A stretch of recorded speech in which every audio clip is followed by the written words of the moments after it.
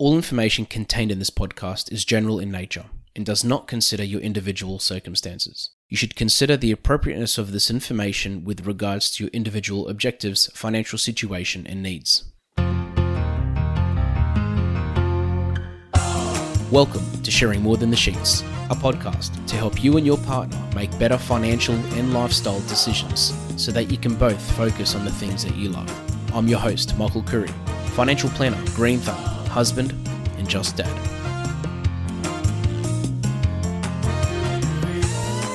As an advisor, I'm regularly talking to clients about their goals. And one of the most common goals that comes up nearly in every single conversation is buying property. And sometimes that property could be someone's first property, it could be their second property, third, fourth, fifth, or it's something that they're not maybe doing now, but they want to do in the future. But there's a common theme that I see a lot in these situations where most people that are buying property, especially if it's for the first time, make a lot of mistakes and they don't actually know where they should be looking sometimes, or what things they should avoid, or who they should talk to about for, regarding X, Y, and Z, or who they shouldn't talk to. So I thought, you know what? Let's get a buyer's agent on the podcast. And with me today, I've got a trusted buyer's agent that I know personally, Jonathan Betros of the Buyers Squad. Jono, thank you so much for joining us. Thanks, Michael. Thanks for having me. Am I right in saying that there are mistakes that people make, and there are, because I see them. I'm sort of on the other side of the fence. I don't go out with my clients when they're buying property. In fact, I don't even, recommend property as far as like particular areas, and I don't get into that side of things. Yes, we look at it from a financial perspective, obviously, in their financial lives. But am I right in saying on your side of the fence, when you're with people talking to them, that I don't want to say they're clueless, but in a way they really are just learning as they go? Yeah, 100%. It's really around, first and foremost, I think just being prepared. People don't know what they don't know.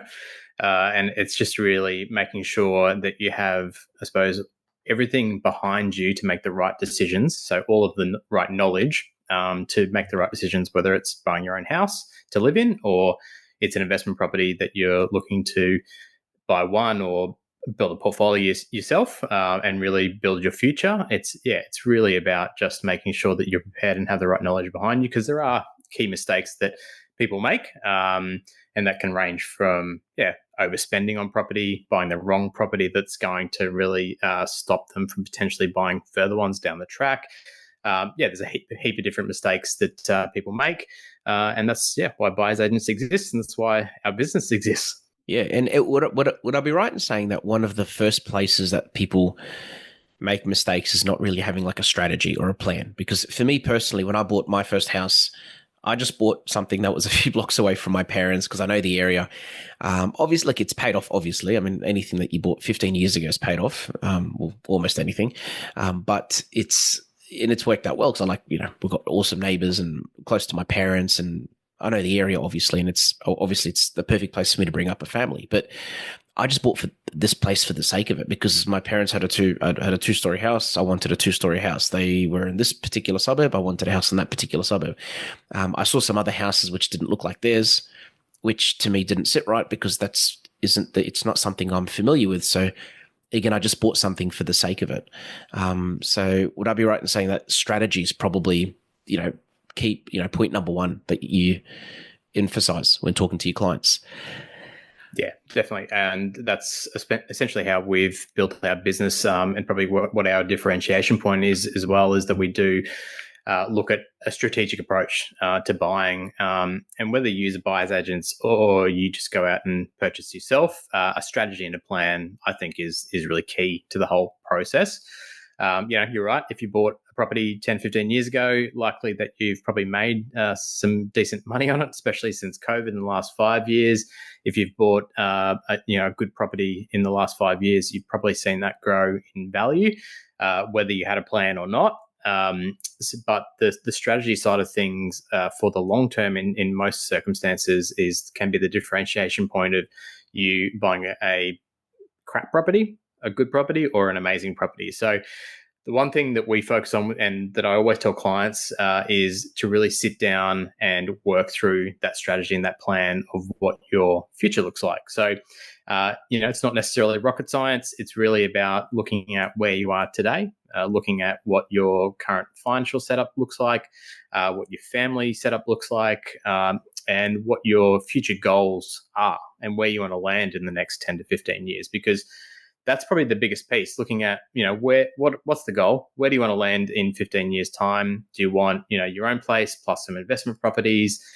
You might just say, no, we just want, our own place paid off by that point. And everybody's situation is different and unique. And so building your own bespoke strategy around your situation and where you want to get to is probably the key to how we operate and the start of our process, actually, when we're actually going to purchase for clients.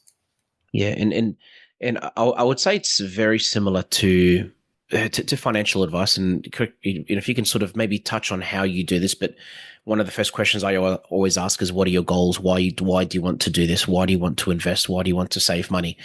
And then to go from there. And would I be right in saying that that's probably where you start? And if you could just sort of briefly go through that journey, maybe like the type of questions that you ask people looking for property and the type of signals, if you know what I mean, that you're looking out for. Yeah, 100%. Look, I think the why behind why you're purchasing is definitely key, and probably the first question we ask. Where do you want to actually get to? Is it the fact that you want to create wealth for yourself and you want to be purchasing property that grows in value and sets you up for your retirement? It might be that you're purchasing an owner-occupied property that you're going to be living in, and it's based on certain family reasons. You might have elderly parents that you need to have maybe a dual living scenario, and so you need a specific property around that in a certain area that is driving your why and the plan to how you're going to purchase. So the why is key up front. But we always say property is a long-term game. So the why is where you start, but where you want to get to and the goal for the next, again, long-term 10, 15 plus years is then how we start building that out. So the questions that we ask in that upfront piece is really around, what is your current financial situation? We start breaking that down in terms of looking at things like borrowing capacities. If you've got equity that you can potentially use, in terms of putting a deposit down on a purchase. Location is a big one because location does probably 80-90% of the heavy lifting in terms of capital growth. If you're looking at that from a basic investment principle, location is really key. We talk about those drivers behind it, how many potential properties that you may be wanting to purchase. Again, if it is more of an investment-based strategy, then we're talking about, all right, do you want 1, 2, 3, 5 properties in the next 10 years? And really start to plan that out, and bringing all of those elements together into a plan. And you can set that out yourself. You don't necessarily need a buyer's agent to do this, but really looking at every piece of that picture, knowing the market you're going to be buying into, etc., pulling that into and actually writing it down so you're really clear about what that strategy looks like is really key, because then it gives you the plan. It really looks at and goes, great, our budget is this, the location we're looking at is this, the goal is this, and then you can then take the next steps to going and finding the right property that fits that plan for you. Yeah, okay, that makes sense. And I think once you have that that understanding, and correct me if I'm wrong, but if you're talking to a couple, once they're both on the same page as well, because sometimes somebody will be like, oh, I want to live on the farm. Oh, I want to live in the city. It's like, okay, what do you want? It's like, oh, we want both. It's like, okay, let's find a city in a farm.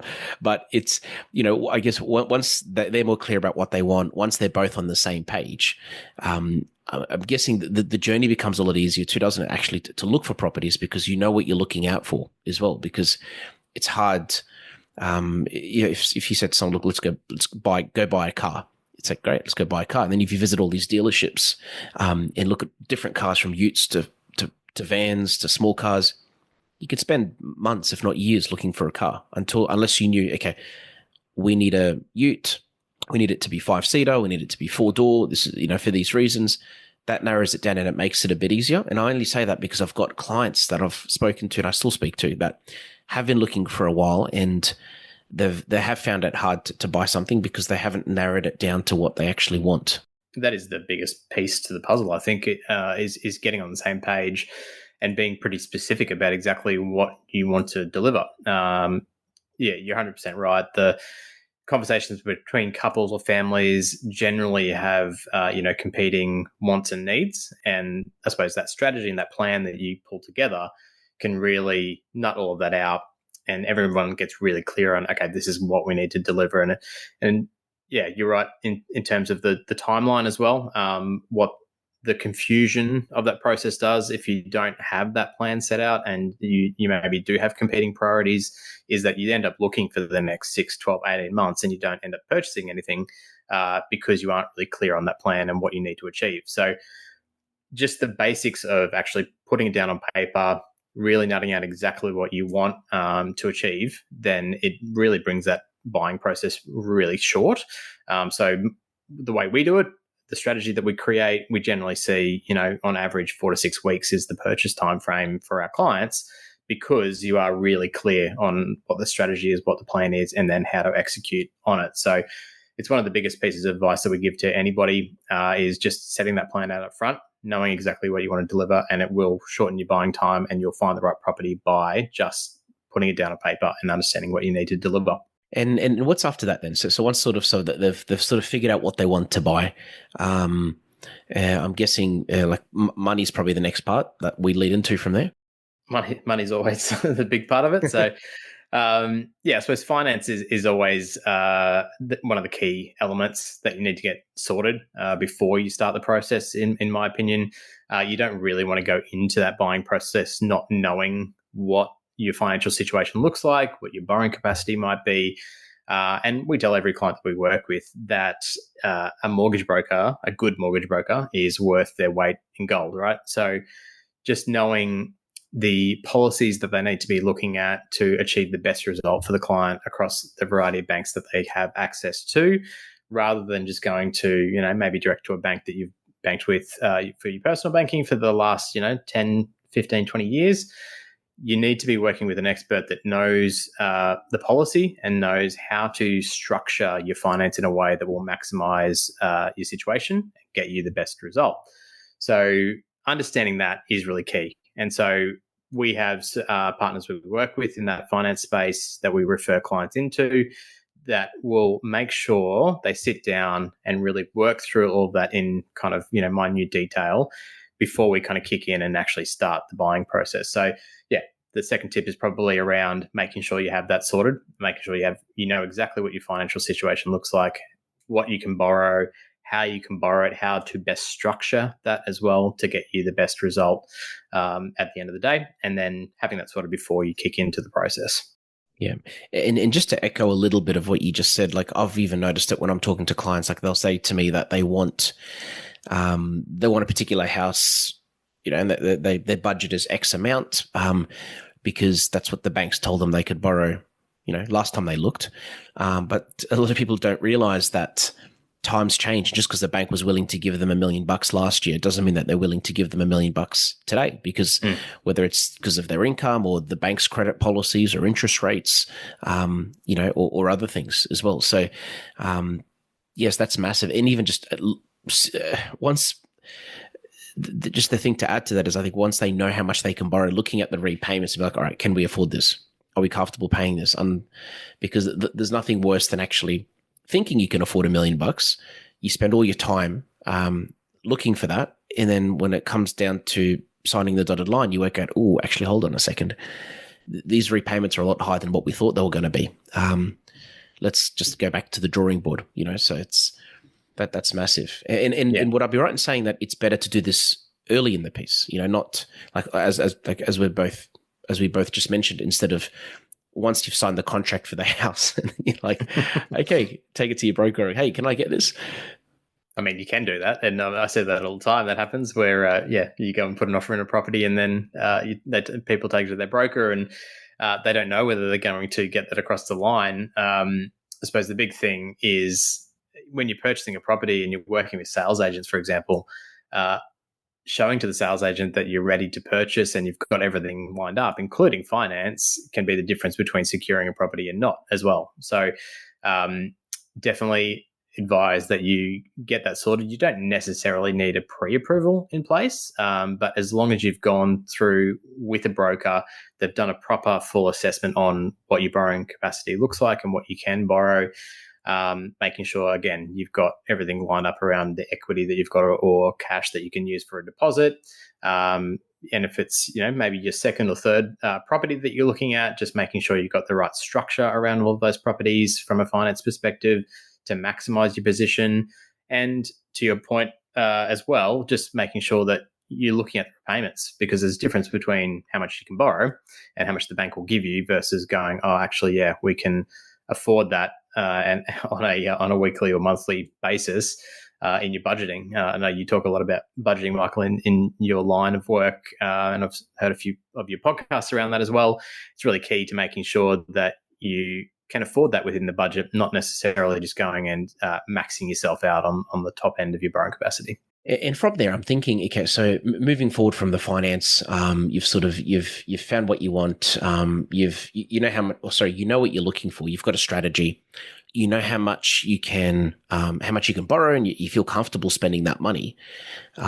What's next from there? Because I have a feeling this is the part where you really jump in as well. Yeah. Yeah. I think, the biggest piece to the next step is around knowing your market, doing your research, and then off the back of that, doing all of your due diligence on a property itself. Once you find one or a few in the shortlist that you think can fit for you, doing all the right checks to make sure that you're not getting yourself into a bad situation with the property. So first is, I suppose, knowing your market, knowing the market you're buying into, whether it's, looking at data across the city itself, say Brisbane, for example, where we operate mostly, looking at Brisbane, looking at the areas that you might be looking at, and then diving down into each individual suburb, because you do see, trends across Brisbane as a whole, and you can see, the last 12 months, we've seen 15% growth in property prices across Brisbane. But then when you dive into each individual suburb, it's very different. So each individual suburb has, different data around that, and properties are performing differently in every different pocket around, individual cities. So doing your research around that, knowing the market you're going into, because that becomes really prevalent when you get to the end of the process in the negotiation side of things around pricing. So knowing that market, and also knowing the areas of where you should buy, where you shouldn't buy. That could be street to street sometimes. And that kind of then ties into the next stage, which is the due diligence side of things, which is, I suppose, before you actually find a property and sign a contract on a property. And then there's a piece to that comes after you sign a contract. The piece before that is really making sure you're looking at all of the checks on the property in the area that you're looking at, which could be things like flood zones, fire zones, easements. You might want to look at flight paths if you don't like planes flying over the top of you, train lines, school catchments. If you're buying, actually owner occupier or investment, school catchments can be really key. We've seen some significant changes in pricing around Brisbane that is different from school catchment to school catchment in terms of the state school catchments. So Mansfield College, for example, state school catchment there, we've seen massive increases in that properties that are sitting in that area versus others, because it's a high demand state school. So those things all matter. And so doing all of your due diligence and checking, we check probably about 25 to 30 different points of due diligence before we would look at putting an offer on a property for a client. But the basics would be checking things like flood zones, fire zones, make sure there's no easements, getting your urban utilities plans so that you can see if there's a sewer line or other things that are running through the property, which can make a difference. If you have a sewer line running through the back of the block, you may be a little bit more difficult to potentially put a pool in, if you're wanting to put a pool in the backyard, for example. So all of those different points of checks before you get to the point of actually even looking at putting an offer in on the property. So they're the key. That's probably the next tip, is just making sure you've got all of those elements covered off. And you're protecting yourself so you don't go into putting an offer in a property and then finding out later on down the track that there's an issue because you're sitting in a flood zone or you've got overland flow running through the property, for example. And you'll have water in the house. So you want to avoid that as much as possible. And also, I think it's worth noting there's a few people that actually there's a lot of people that listen to this from other parts of Australia, so they don't really know the Mansfield area. but Yeah, but fair enough. I went to school in Mansfield State High School, by the way, so a good Oh, school. nice. Yeah. Big shout out to the principals that are probably no longer there and now retired, but it was a good school. But yeah, but that's a big thing. And to be honest with you, I've got a client once that literally knocked on the next door neighbor of the place that they were going to buy and had a chat to the neighbors to see what they're like. And it's hard to obviously judge a book by its cover or just to judge someone by just knowing them for 10 minutes, but it just gives you a good feel at least of the area and the neighbors and what you're getting yourself into as well. These podcasts have been brought to you by Better Financial Planning Australia. To book a free 15-minute phone chat, visit betterfinancialplanning.com.au. Yeah, and it might be a good point to say, it's then also part of that due diligence, is asking the right questions of the sales agent or the seller as well around neighborhood disputes. Is there issues in that area? All of the material things to do with the property that might be relevant for you as a purchaser to make sure that, you're not going to get to that situation. Neighbors is a hard one. You don't really know what you're getting into until you're moving in there. If you're living in the property, but you make sure you're asking pointed questions to the agents and the sellers. Going knocking on the neighbor's door and doing as many of those checks as you can, so that you can avoid any issues. Now let's move to one of the other things, and when you've mentioned this to me before, so I'm guessing this is probably one of your 5 points when it comes to mistakes that property buyers make when buying property. But emotion. Let's talk about emotion. And for me, it's because it's like we all get caught up in emotion. I get caught up in emotion. You probably get caught up in emotion. When you're doing something for yourself, it's very hard to distance yourself from that situation because you're emotionally attached to it. Like whether it's you're buying a house or looking for a pet or I don't know, thinking of a name for one of for your newborn child.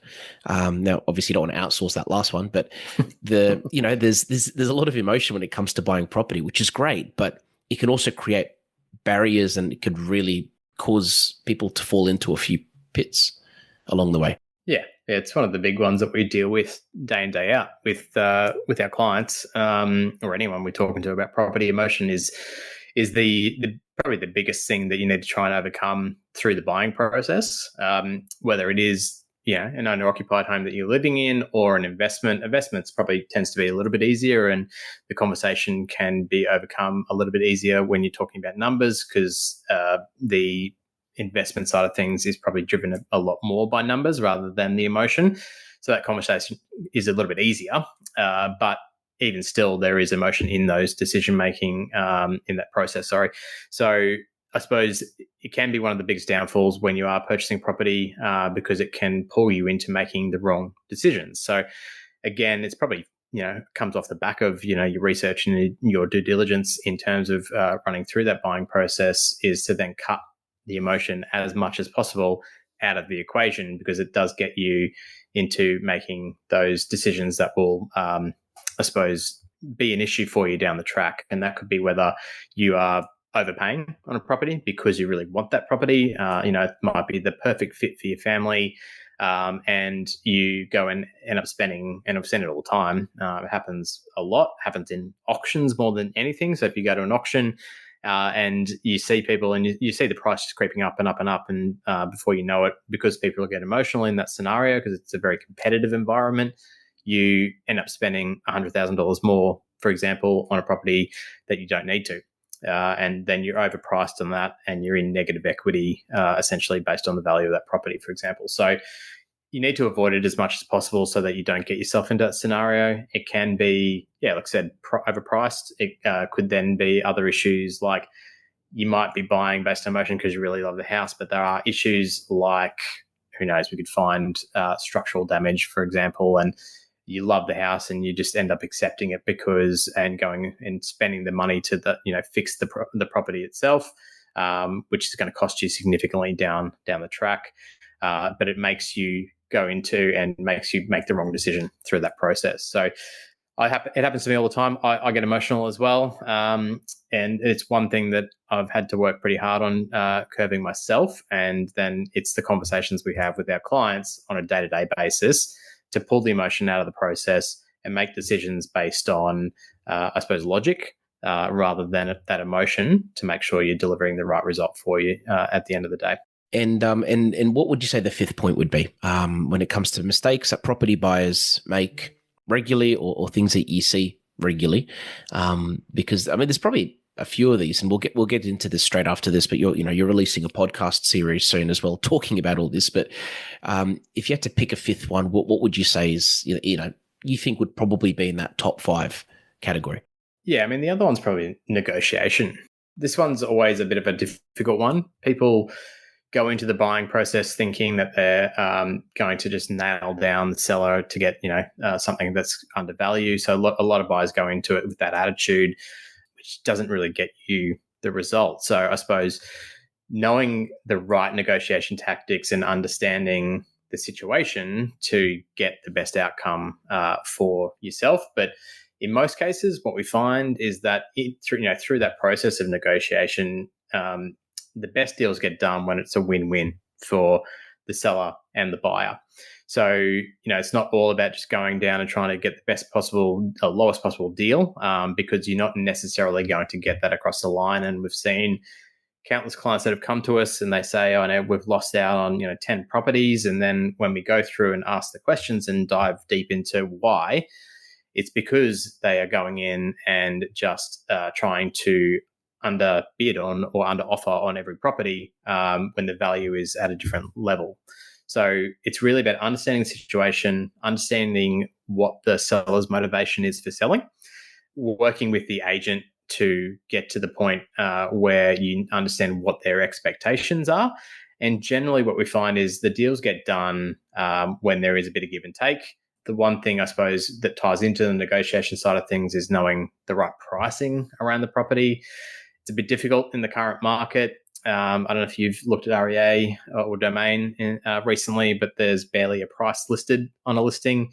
It says for sale or by negotiation or whatever it is. So there's no real direction around what the value of a property looks like.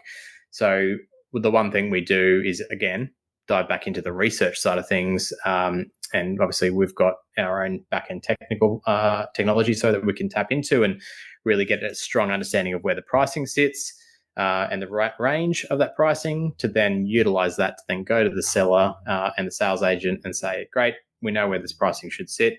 What are the seller's expectations? Great. Here's where we're sitting in our expectations. It's generally meeting somewhere in there within the right price range that's going to get the deal done. It's not always just about smashing down the seller to get the bottom dollar, because in most cases sellers don't necessarily accept something that's undervalued. Yeah, and to be honest, I've got nothing to add to that. Only because you said it as simple as as simply as you could, and I think a lot of people, even me, listening to that might be like, well, you know what? Actually, I think I remember doing that mistake or making that mistake, or and again, it's like anything. If you don't do this all the time, it's like if you don't do anything all the time, or if you've hardly done something before, it's very easy to make these mistakes, and you don't realize when you've made these mistakes. Sometimes, sometimes you'll never realize them. Sometimes you'll probably realize it later, but it's massive. And a lot of people don't realize as well that the real estate agent, if they're buying a house, the real estate agent isn't representing them. They're representing the seller. So they have a legal duty to look after the seller's best interest, and it's and obviously they have an ethical duty to look after, to do the right thing as well. But at the same time, people need to realize it is a negotiation. Like you don't know who's on the other side of that. You don't know who the seller is. And even if you do know them, you don't know what hand they're trying to play or what other buyers are out there as well. Yeah. And I might just add to that I suppose building a relationship with the selling agent, it's not about an us versus them mentality necessarily. Yes, they are definitely working on behalf of the seller, and their aim is to get the best possible price for the property. But building a relationship with the sales agent, getting them to work with you, is the best way to get a deal done. So even though, yes, they're going to try and push and get the best possible price, if you've got a relationship with them, even if you don't end up buying that one, if you build that relationship, they'll have other properties coming up that they'll be able to potentially introduce you to.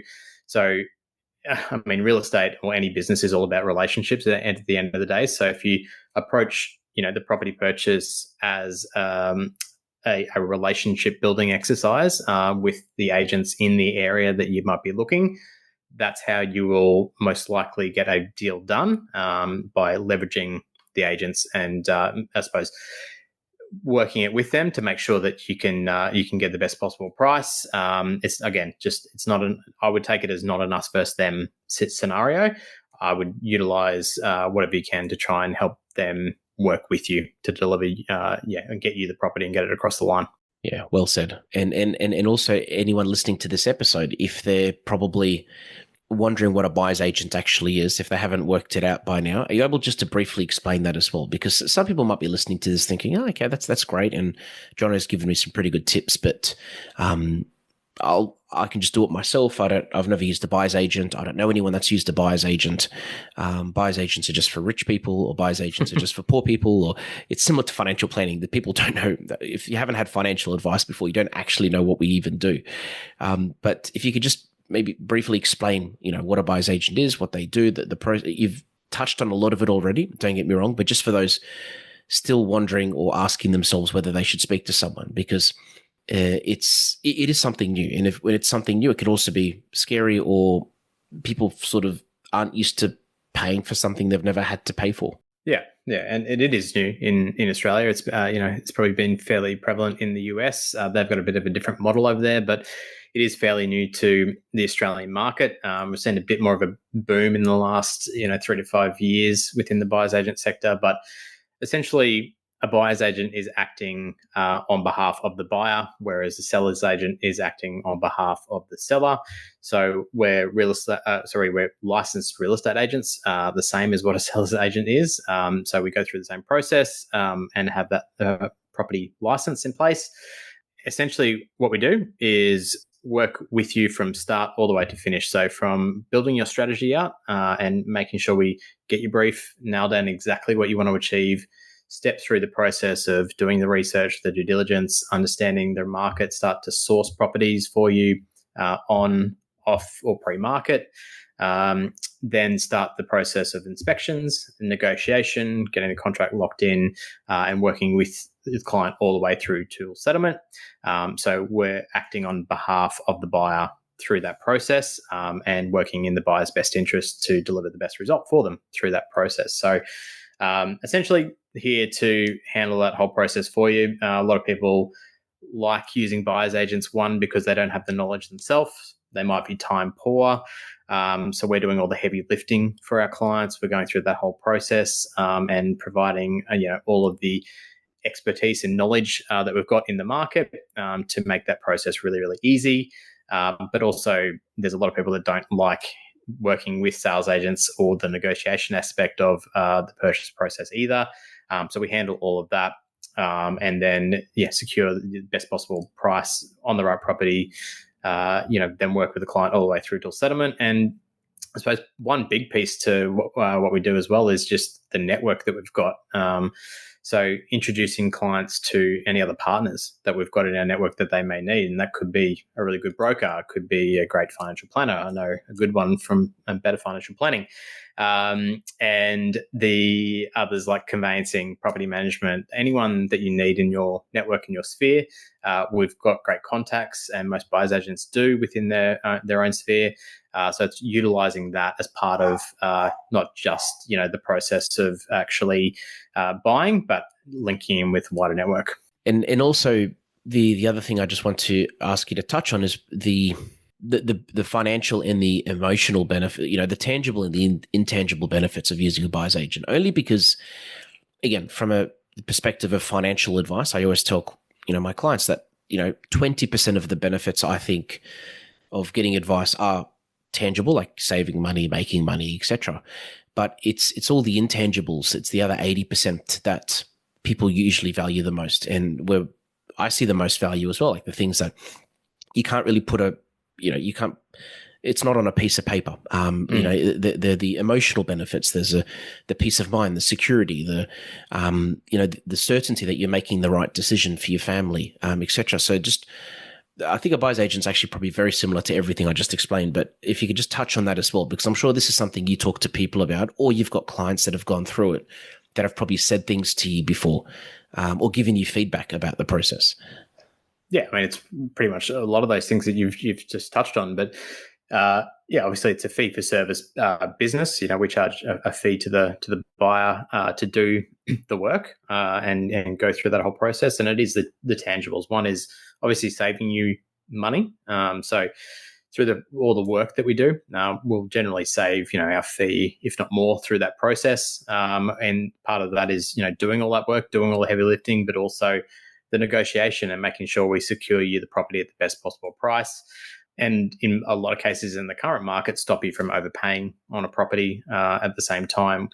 It is, property inspections, which are, for part of the physical piece to it is going out and actually doing those inspections, creating your strategy for you that really brings all of your thoughts and everything together, which, again, a lot of clients just don't do. It's those elements that, one, I suppose, make that buying process a lot quicker, but also then finding the right property for you in your circumstances and delivering that. I suppose, the intangibles are the fact that there is that peace of mind, making sure that you're not making the wrong decision, making sure that you're not buying into a property that does have issues, because we do all of the work around it to protect you as much as possible, to make sure you're not making the wrong decision. I just had a conversation yesterday with a client that was looking at buying a property. The price was a bit cheaper, and they're like, "Oh, this is great. It could really work for us." But then when I looked at it and did the analysis on it, it's like, "Oh, it's on a main road. It's actually in the middle of a bigger roundabout. It's next to a commercial or a couple of commercial properties.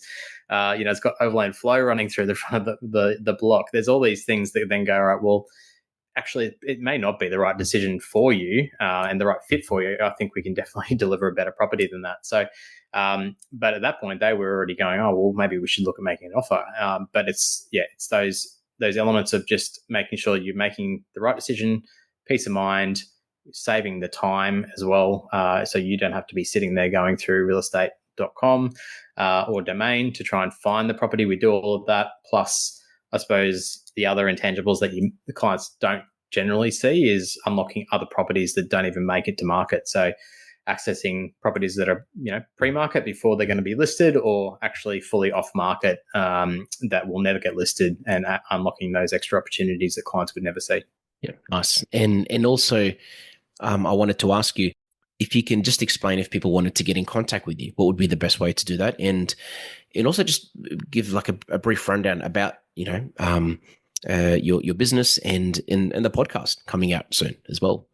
Yeah, so anyone that wants to have a chat, we do a free of charge, no obligation discussion, usually about 45 minutes to an hour, run through the full process and get an understanding of what your needs are. We do that free of charge, especially anyone coming through from Michael or through the podcast. So they can reach us and get in contact through the website. It's thebuyersquad.com.au. They can also find us on socials, on Instagram, Facebook, or TikTok, starting to get into TikTok as well. We're happy to sit down, have a free of charge chat, see if it's the right fit, see if we can definitely help. And there's no obligation. If any of those discussions, the clients see value in what we can deliver, then we can look at next steps from there. But happy to just add some value to the process. So even if clients want to have a chat, I'm happy to give a bit of direction, if nothing else. And we've got a mini series podcast coming out. It's going to be essentially the top 10 squad secrets to buying successfully. So look out for that in the next week or two. That will be up on YouTube as well as the audio streaming platforms. And that will cover a bit of what we talked about today, but I suppose going maybe a little bit more in depth on the full, top 10 secrets of what not to do and what to do through the buying process to make sure that, even if you don't use a buyer's agent, you've got a guide to help you really attack that process successfully. Love that. And also what I'll do is I'll put your website in the podcast, so in the description of this podcast, for people to get access to as well. Awesome. And lastly, I haven't prepped you for this actually, but I do a dad joke at the end of my episodes. And I found the perfect dad joke for this, for what we're talking about. So what does a house wear? I don't know. What does it wear, Michael? A dress. Good. I love it. Love the dad jokes. I thought you'd like it. You've got permission to use it, by the way. I'll steal that one. Yeah. But thanks a lot for joining us. Honestly, really appreciate your time talking about this. I've been wanting to do this with you for a while now, so I'm glad we were able to do it. And I encourage anyone listening to this to reach out to Jono or to a buyer's agent that you trust or know, someone to help make that buying experience more memorable, I guess, and I should say more valuable. And secondly, to check out the podcast when it comes out as well. Thank you so much for your time. Great. Thanks, Mark. Appreciate it. Thanks for joining us on Sharing More Than the Sheets. Please make sure you subscribe to be updated with future episode releases, and feel free to share this episode with any friends or family that you think it might benefit. Please visit us at sharingmorethanthesheets.com.au to submit questions or requests for future podcast topics. These podcasts have been brought to you by Better Financial Planning Australia. To book a 15-minute phone chat, visit betterfinancialplanning.com.au.